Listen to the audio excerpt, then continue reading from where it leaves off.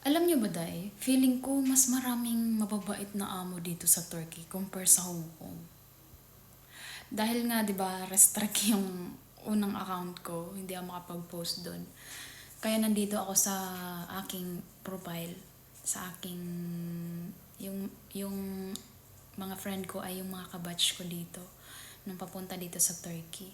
So, natutuwa ako na nakikita ko yung mga post nila na grabe. Grabe din yung mga amo nila, Day.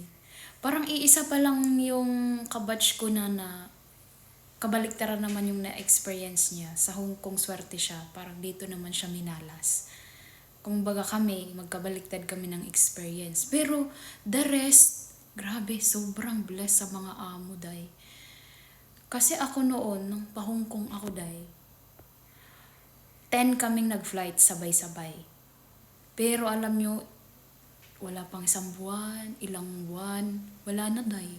Parang aapat na lang kami ang natira nun, Day, na nakatapos ng kontrata at yung ilan, naka-renew ng pangalawang kontrata.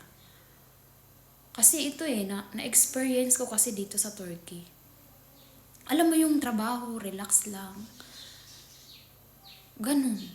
Ako dito, hindi ako nag-market. Kasi laking bagay yung pagmamarket eh. Doon naglalakad ka lang, di ba?